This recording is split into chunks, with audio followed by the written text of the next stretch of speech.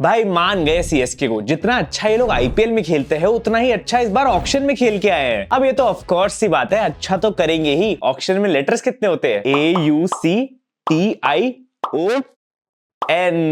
थाला for a reason. देखो पैसा लगाया था और क्वालिटी प्लेयर्स उठा के लेके आए हैं। डैरिल मिचेल है, रचिन रविंद्र है और समीर रिजवी। माना इस बार थाला ने किसी फिनिश प्लेयर को नहीं उठाया उसका करियर रिवाइव करने के लिए, लेकिन यंग टैलेंट उठाना शुरू कर दिया है अब। खैर इनके साथ आई फील ऑक्शन में दो टीम्स और थी जिनकी परफॉर्मेंस अच्छी रही, एक गुजरात टाइटंस और एक राजस्थान रॉयल्स। और इन्हीं तीन टीमों की प्लेइंग 11 देखेंगे हम आज की वीडियो में। देखो मानता हूँ राजस्थान ने ऑक्शन में प्लेयर्स से ज्यादा समोसे उठाए थे, लेकिन जो 2-3 प्लेयर्स ये लोग लेके आए वो क्वालिटी है और टीम में फिट बैठ रहे हैं। एंड ऑफ कोर्स राजस्थान की बात तो डीप में जाके करनी पड़ेगी, क्योंकि यहां मेरा फेवरेट प्लेयर जो खेलता है, समझ रहे हो? ये कहां फंस गया भाई मैं? भाई ये क्या हो रहा है? भाई मेरी ट्रेन छूट। खैर हैरान तो मैं इस बात पे हूँ कि गुजरात ने हार्दिक के जाने के बाद भी कोई बड़ी साइनिंग नहीं करी। काफी अच्छा बजट था इनके पास, बल्कि इन्होंने फिर से अंडरडॉग्स को उठाया और उनको फिर से स्टार बना देंगे। कहीं से भी ले आएंगे, सड़क से उठाकर स्टार बना दूंगा मैं, सड़क। अब हाँ देखो, मैं मानता हूँ ये वीडियो थोड़ी सी लेट है आईपीएल ऑक्शन के लिए, क्योंकि अभी तो इंडिया की टेस्ट सीरीज भी शुरू हो चुकी है। लेकिन मेरी थोड़ी सी तबियत खराब हो गई थी, इसीलिए प्लेइंग 11 वाली वीडियोस कंप्लीट नहीं कर पाया था, तो अब कर रहा हूँ। नए साल की शुरुआत करते हैं भाई। तो happy new year to all of you दोस्तों, एंड आई होप तुम सबका साल भी बहुत ज्यादा अच्छा जाए और तुम्हारी सारी ख्वाहिशें पूरी हो। थैंक यू सो मच मुझे अभी तक सपोर्ट करने के लिए, इतना सारा प्यार 2023 में बरसाने के लिए मेरे ऊपर। एंड आई होप मैंने तुम लोग को एंटरटेन रखा पूरे साल। इस साल भी वही सब करेंगे, बस दुगना एंटरटेनमेंट होगा, दुगना फन होगा और दुगना प्यार मिलेगा। एंड होपफुली हम इंडियन फैंस को भी थोड़ी खुशी मिले इस साल कि हम कोई ट्रॉफी जीत जाए। एनीवे पॉइंट बीइंग, अगर तुम ऑक्शन को थोड़ा बहुत भूल भी चुके हो तो इस वीडियोस को देख के तुम्हारी ऑक्शन की यादें ताजा होने वाली है, क्योंकि इससे पहले मैं आरसीबी, पंजाब और केकेआर पे एक वीडियो बना चुका हूं। अगर वो नहीं देखी तो जाके देख लेना। इसीलिए इस सीरीज को अपन कंटिन्यू करेंगे और बाकी टीम्स को भी अगली वीडियोस में कवर करेंगे। एंड जो भी इंडिया टेस्ट हार रही है उसका थोड़ा गम भी कम हो जाएगा। तो इसी न्यू ईयर की खुशी में चैनल को सब्सक्राइब भी कर देना। तो सबसे पहले पकड़ते हैं वो टीम जो लास्ट 2 सालों से फाइनल में आ रही है, लेकिन इस साल उनका ऑक्शन से पहले ही कट गया। गुजरात टाइटंस कैप्टन छोड़ के एक्स के पास जा चुका है और अब इनको नया कैप्टन मिल गया है। इतनी बड़ी कंट्रोवर्सी हुई और सबसे ज्यादा फायदा किसका हुआ? सचिन सर का।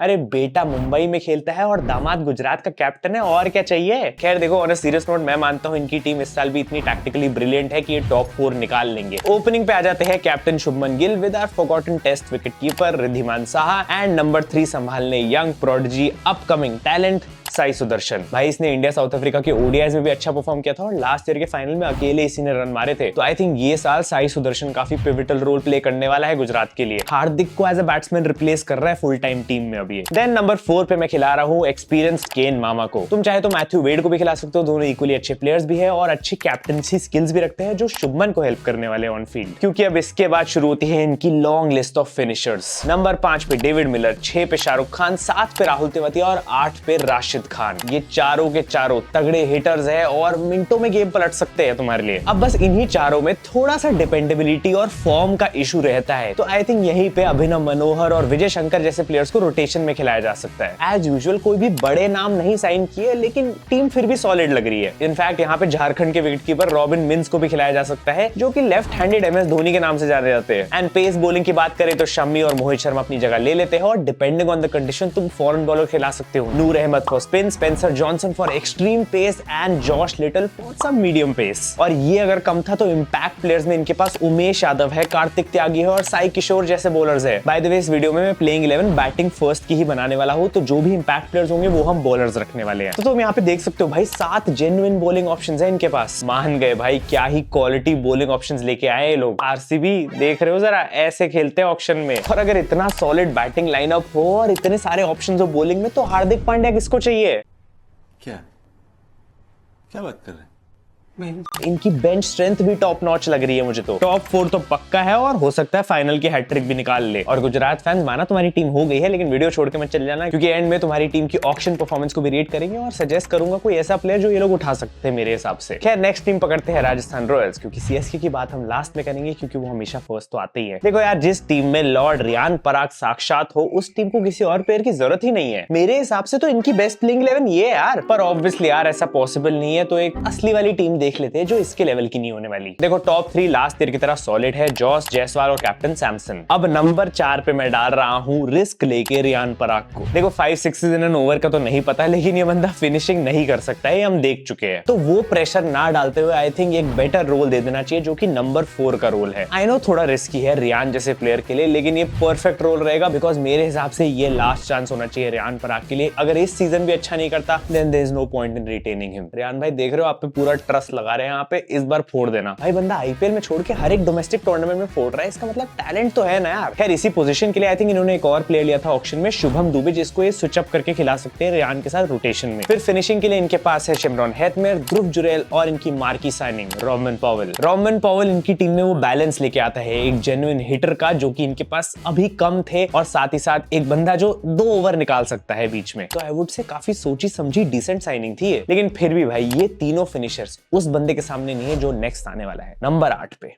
मिस्टर आवेश खान। भाई देखो अगर किसी से कुछ ना हुआ तो ये बंदा तो मैच फिनिश कर ही देगा, मैं बता रहा हूँ। क्योंकि फिर इसके बाद बॉलिंग संभालने आ रहे हैं अश्विन, बोल्ट और चहल, इनकी त्रिमूर्ति। और इंपैक्ट प्लेयर में तुम आराम से किसी भी पेसर को डाल सकते हो। संदीप शर्मा भी है, प्रसिद्ध कृष्णा भी है, नवदीप सैनी भी है। देखो ऑब्वियसली गुजरात और सीएसके के मुकाबले थोड़ी सी वीकर टीम ही लग रही है मुझे, और उतनी डिपेंडेबल भी नहीं है। बैटिंग ऑन पेपर बहुत अच्छी है और बॉलिंग भी काफी अच्छी है, लेकिन इनके 2 इंडियन मेन बॉलर्स आवेश और प्रसिद्ध भाई डेंजर है, डेंजर। प्लस अगर तुम्हारी टीम ने लॉर्ड आवेश और लॉर्ड रियान को साथ में लाके खड़ा कर दिया है तो भाई कुछ तो क्रेजी होने वाला है इस आईपीएल में। तो आई थिंक ये लोग डेफिनेटली और बेटर कर सकते थे ऑक्शन में। तो इनके लिए एक प्लेयर मैं सजेस्ट करूंगा जो ये लेके आ सकते थे एंड में। वैसे भी भाई राजस्थान में ट्रेड जब से हुए हैं किस्मत चमक गई है। आवेश भाई इंडिया की टेस्ट टीम में भी आ गए हैं। पहला टेस्ट तो टीम हार गई थी, लेकिन अगर ये जीत जाते हैं तो शायद सीरीज ड्रॉ हो जाए और कुछ इज्जत बच जाएगी, वरना साल की शुरुआत में हार देखने को मिलेगी।